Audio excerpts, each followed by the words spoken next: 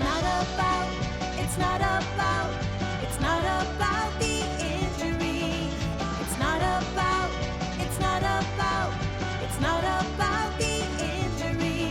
It's about the recovery.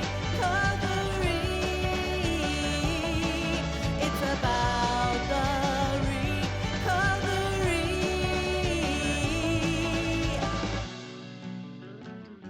Hi folks, this is Paul Padda with the Paul Padda Podcast, coming to you from Red Chimp Studios.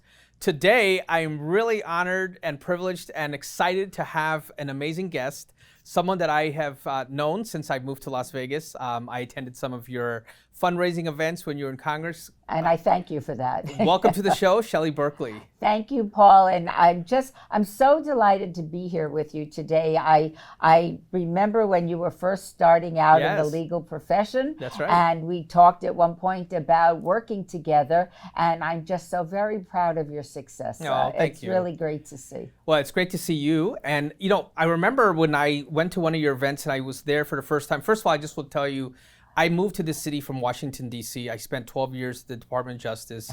So I started my legal career in Washington before I moved to Las Vegas.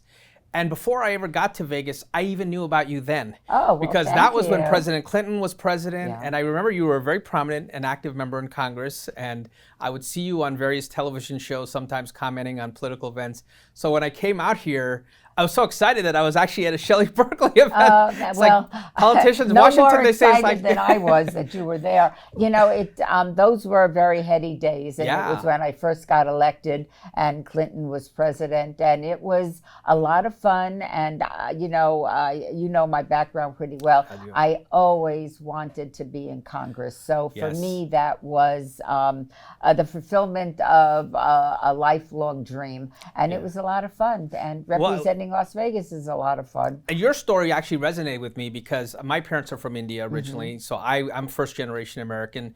And as I was listening to your story, you have a similar background where your mom and dad are not originally from the United States, Well, right? actually, my grandparents, Oh, both grandparents. my parents were born here. I see. But they immigrated to the United States in order to escape the Holocaust. Yes. And if it wasn't for the United States, I'm sure you can relate to Oh. the fact that I wouldn't be sitting here course. today. Yeah. And so we were always very grateful for the United States for not only Yeah. taking my family in Yes. and giving us a chance to survive, which we did, Mm-hmm. but giving us an opportunity to thrive, which we certainly have in this country. Yeah, it's an amazing country. And It is indeed. there's so much discussion these days about, you know, closing the border or being more restrictive. How do you feel as a former member of Congress when you hear a lot of this sort of, I guess, for lack of a better way of putting it, nativist type, you know, conversations? Well, obviously, with my background, I can't imagine the United States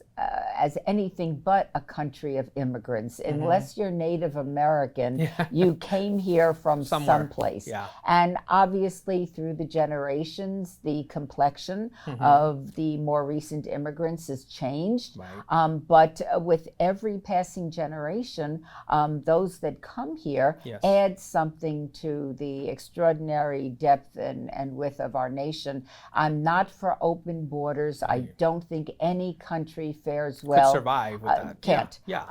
But on the other hand, I think there can be a merciful and intelligent Yes. immigration system. Right. And this latest last several years, not only the last 3 years where I think it's gotten much worse, the last several years we have refused to confront this issue, Yeah. and consequently it has gotten much worse. Yeah, it seems that every election cycle, people kick the can down the road, Yeah. and then it comes back. And you know, President Trump has sort of capitalized on this and kind of almost made it a cornerstone of his presidency. But I believe this was a major issue in his first election. Yeah. And I just feel that there is a better way of doing this and not closing our borders. I'm not for open borders, Right. but on the other hand, I'm not for closed borders. Again, if my family, and I'm sure your family, Sure. and going back to World War II, hundreds of thousands of Jews, if not millions of Jews, had this avenue available to them, Yes. The entire Jewish world would have been decimated. Yeah. And we were lucky enough that my grandparents were allowed to come in. Sure. And they did not, they made this a better country too. They didn't come here, they worked hard. They struggled. Yeah. They didn't speak English. Right. They had no money. They had limited skills. Mm-hmm. But when you think about this, 2 generations from these people coming to the United States, and they would not, I doubt they look too much different than the people that are desperately trying to get in on our southern border. Yeah. I don't think my grandparents, I am quite certain my grandparents did not come over on the Queen Mary. But they worked very, very hard. Yeah. Neither one of my parents graduated high school. They were depression-age kids, so they went to work immediately when they were able. Wow. But 2 generations later, they had me. Yeah. And while I didn't grow up in the most luxurious of circumstances, you and I were talking about the fact that my dad was a waiter at the Sands when I was growing up. We were always living paycheck to paycheck, but in our family, and I'm sure in yours, education was stressed. Huge. Get good education, you're going to make something out of yourself. It's the pathway to success. Yeah, whatever you want to call success. But, in terms of freedom, having a good opportunities, education is the key. And as I said to you before we started on the air, I consider myself so fortunate, and I know I'm going as crazy as everybody else when it comes to the pandemic and being at home, and I'm working from home. I was going to say, you're like a people person. So how does someone like you deal with this kind of isolation? And I'm a restaurant person. This has been very hard. Right. But I'm convinced that we do need to quarantine and we need to wear masks and have social distancing and just act responsibly so we can get to the other side. Yes. And that's the way I'm running the universities that I'm in charge of. Well, that's a great segue because you spent 12 years as a congresswoman. 14. But 14. I'm sorry, who's counting? Yes, 14 wonderful years as a very prominent, well-respected congresswoman. And now you're provost of Touro University Medical School. Yes, So yes. Tell us about that. Well, after I lost the Senate race, and I was actually, my first office was I ran in 1982 for the Nevada State Assembly. So I was in office from 83 until 2013 when I lost the Senate race. Okay. So after sitting on the couch and feeling really sorry for myself for an inordinate amount of time, I received this very gratuitous phone call, asking if I would be interested in running Touro University, which is all healthcare, medical school, physical therapy, occupational therapy, physician assistants, Master of Health Science and Nursing. Yes. And I at first I literally took the phone away from my head because I was sure I wasn't hearing what they were saying. And I said, I have no academic medical background whatsoever. And they said, we know that, but we'd still like to talk to you. From that date, it took about 2 weeks for me to decide to take this job. I had no idea if I could do this. How do you go from being a lawyer to running a medical school? Wow. But as it turned out, it's been a wonderful fit, and the school is thriving. It is a nonprofit, private, Jewish-sponsored institution of higher learning. But Paul, I have very few Jewish students. It's a very diverse mix of students. It is very hard to get into Touro. We have over 5,000 applications every year for 180 slots. You have got to be good to get accepted. Same thing with all of our other programs. Well, as I was telling you before we started, one of my best friends, Dr. Paul Janda, who is a very successful and prominent neurologist here in town. He's a graduate of your institution. I'll have to remember that when we're fundraising again. Hit him up, definitely. He can afford it. No, he does have a wonderful reputation, and a girlfriend of mine is going to him. Oh, good. But yes, my California campus is just as successful as the Nevada campus. So we're very proud of our institution. Yeah, and everyone's talking about UNLV Medical School, which is a great thing. I'm glad that they're doing that. However, people forget we have a medical school in Las Vegas right now, a very well-respected one. Well, UNLV is my alma mater, so obviously any success they have is my success. Yes. My son Max, who's an attorney with the Public Defender's Office. Excellent lawyer. Well, thank you very much for that. He graduated from Boyd.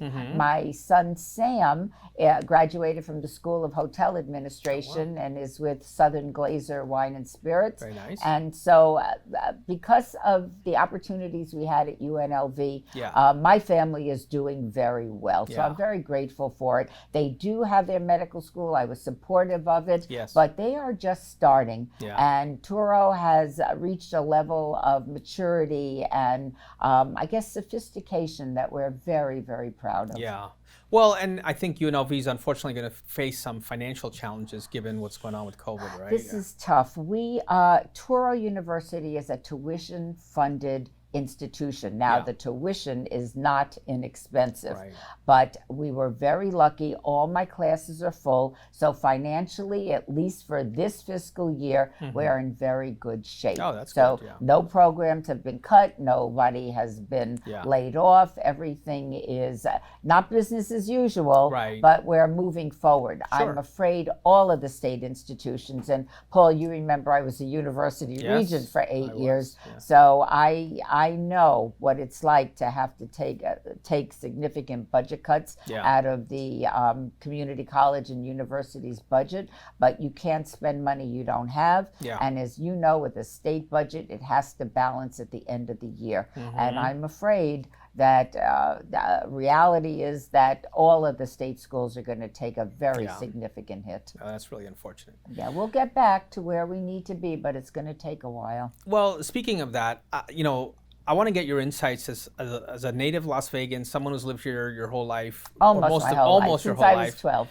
And as someone who served this community in public service, what do you make of COVID-19's impact on Las Vegas? Many people are talking now like we'll never recover. The casinos are hit really hard. There seems to be a lot of doom and gloom projections, but one thing me having lived here and observed, you can never count this city out. It always comes back. We have taken a very, very significant hit, and the hits keep coming. There is no doubt about it. Tourism and the service industry are our very lifeline, and it's been a remarkable opportunity for all. I mean, again, my father was a waiter when I was growing up on a waiter's salary. He put a roof over our head, food on the table, clothes on our back, 2 daughters through college and law school, all on a waiter's salary. That is not happening. You can't do that anymore. No, and it's going to be a while before we come back. I mean, we're still in the middle of the first wave, and I suspect that there will be a second hit, although that's what I say that because all the experts are saying Well, common that. sense tells you during the colder seasons. We're not done yet. Yeah, we're not done yet. But I'm like you. This is a very resilient town, and we will be back. And remember, a pandemic of 1918, which so ironically, I read that definitive book about that pandemic a couple of years ago, never dreaming that we would actually be in happen. another one. Ooh. However, it was devastating then, and obviously for those of us living a century later, it's just like an afterthought in history. But we will survive, we will move forward, and we will be as prosperous as we were, but it's going to take some doing. Also, the convention business, devastating. And how do you get back to that where culturally people are comfortable mingling in close proximity with one another, right? I mean, that's the... I went to a restaurant for the first time the other day.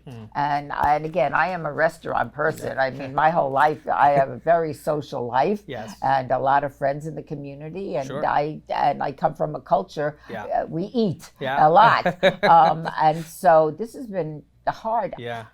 I felt a little uncomfortable. I mean, we Yeah. masked until we started eating, and There's no playbook for this. yeah, We've never lived no. this, you know. And you just have to use common sense and Yeah. don't do anything that's going to put you in jeopardy. I have two friends who are restaurant owners, Oh. and they both went out of business. They told me, Paul, it's just impossible to make a profit and keep it going.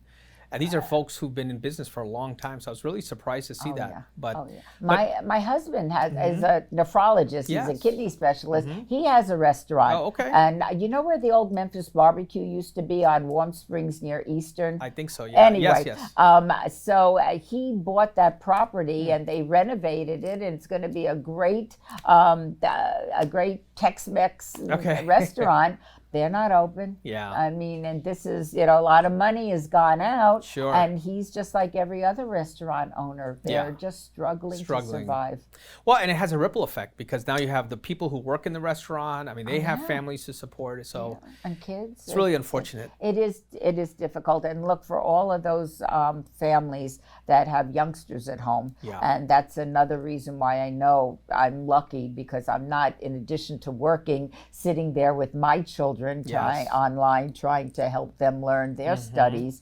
But that's going to take a while. This is a lost year. It's a lost year. And there's no getting around that. But Yeah. everybody's in the same boat. That's right. And so we'll get through this and we'll move on. But, I was over on the outside because I'm not allowed in, but Berkeley Elementary School. Oh, yeah. I mean, their faculty is doing everything Yeah. they can to make sure that the students are learning. No, that's but great. it is hard. It is hard. It is hard. It's hard. And my daughter-in-law is a teacher of deaf children in the school district. She's got the 3 and 4-year-olds, the my gosh.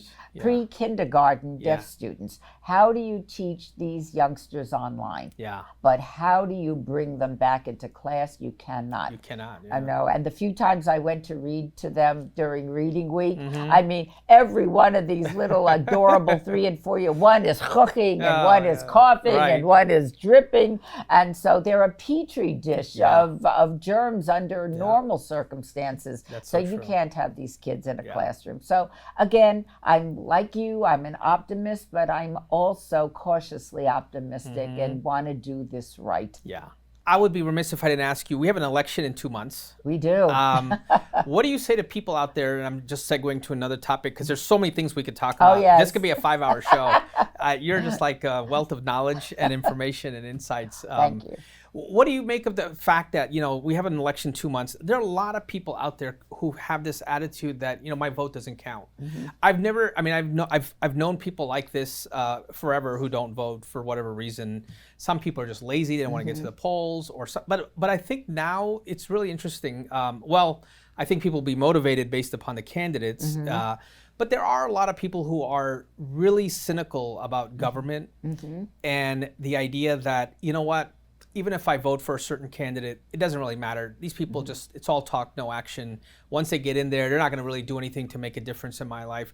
How do you, as someone who spent 14 years representing folks, how do you address people who have that cynicism right now? And I know, Paul, that people do feel that way, but let's face it, in a democracy, every vote counts and every voice matters. Yeah. And if you don't vote, if you don't exercise the simplest of responsibilities that we have as citizens of this great country, well, then don't you dare complain to me. Yeah. I don't want to hear it. Yeah. So I think it is at the very least of what we do as citizens of this great country is show up. Again, when I say show up, either you're gonna vote by mail, or you're gonna vote early, or you're gonna show up on election day. Yeah. Exercise that right. Millions of people across this planet have lost their lives attempting to vote. And I think even you will recall, I'm sure, that when we went into Iraq and Saddam Hussein was no more, people were showing their purple thumb as an indication to the cameras that they had voted. Imagine that, when we take this so much for granted. And in this country, if you are African American, it wasn't too long ago that you were not able to vote. Oh, you talked about your grandparents' experience where people were just being killed based on their ethnicity. That's exactly and right. coming from fascist regimes, escaping to the United States, the beacon of liberty and hope.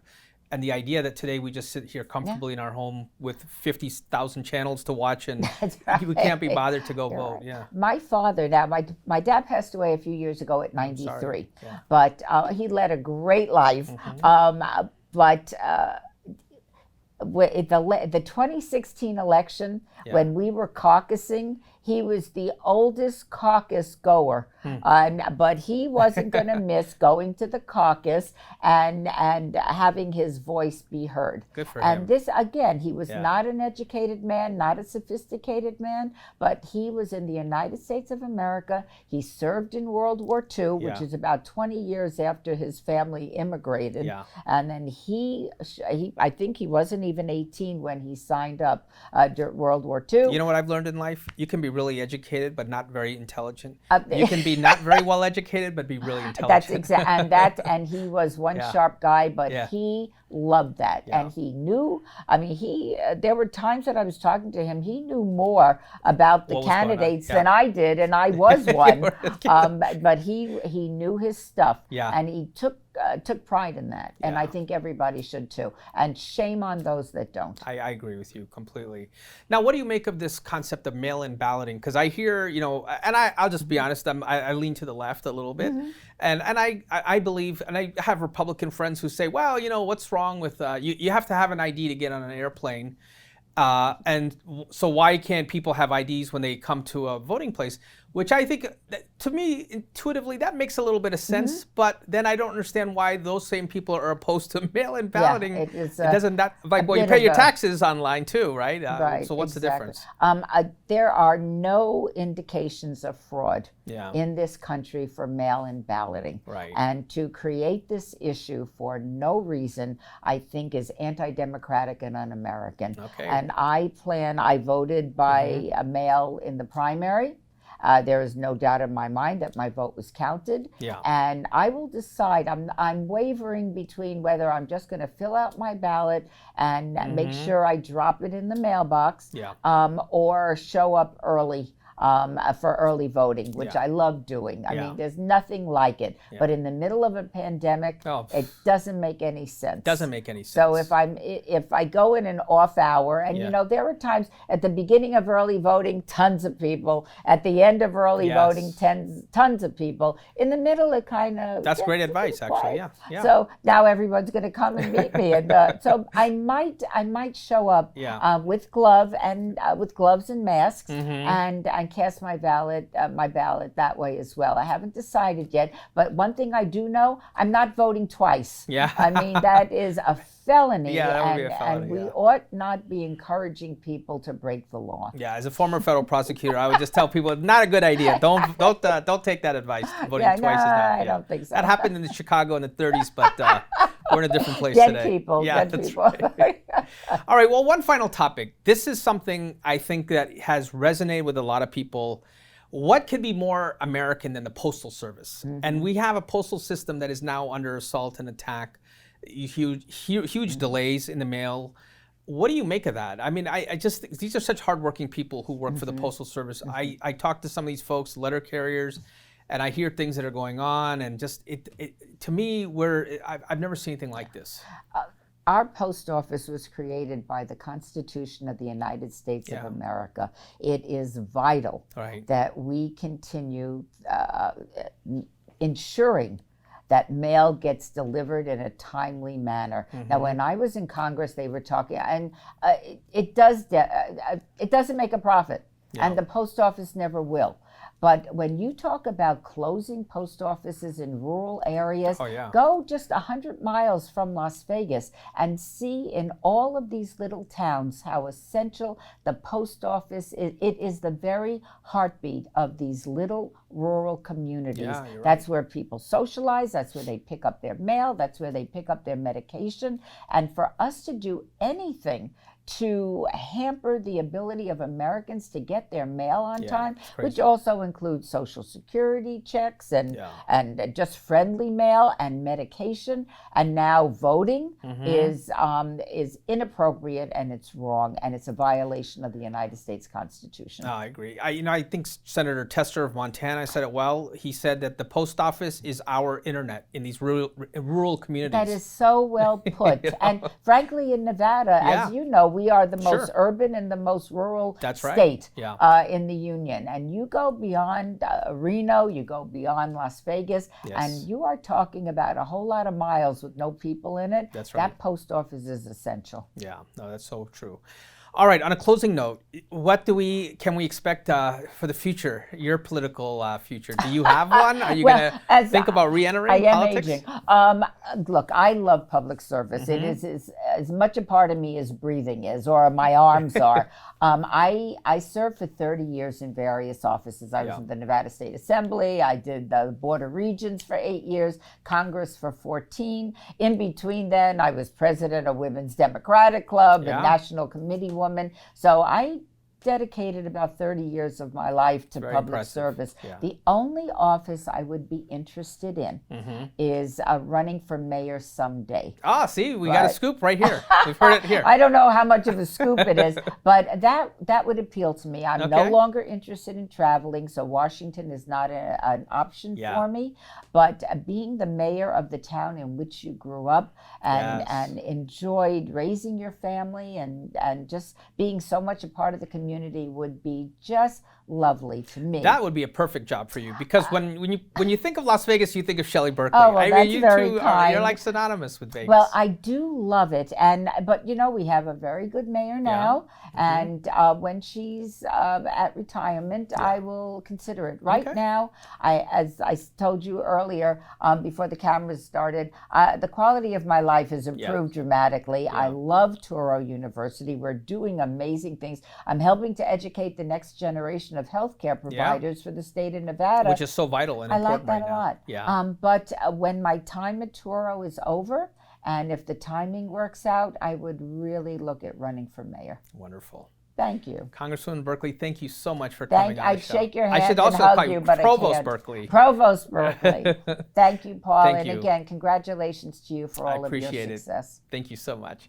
Well, folks, that's a wrap for another episode of the Paul Padda Podcast. We've been so honored to have Congresswoman Shelley Berkley on our show today. She's done all these amazing things in her life, and we've had an opportunity to hear about it, talk about it, get her thoughts on what's happening. Please be safe, take care, and until next time, I'll see you then.